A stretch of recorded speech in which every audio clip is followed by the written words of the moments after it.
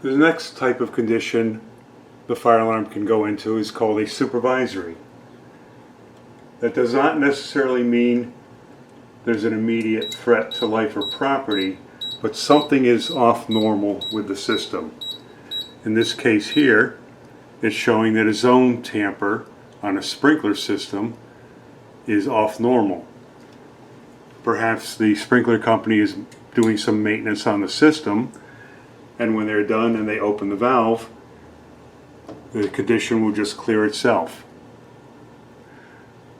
The last type of condition is called a trouble condition.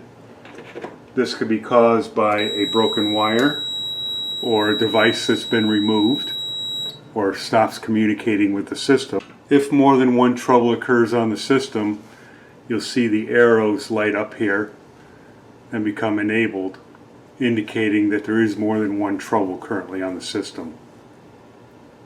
A trouble condition is something that typically needs to be repaired or fixed, unless the trouble condition is a result of an AC power outage, which will restore itself when the building's power is restored. So in this case here, we can take a look. That was the first trouble that occurred, and there's two other troubles that occurred afterwards. You cannot reset a trouble condition. In order to clear it, you have to correct the condition that caused it. Notice after fixing the conditions, it went back to normal automatically.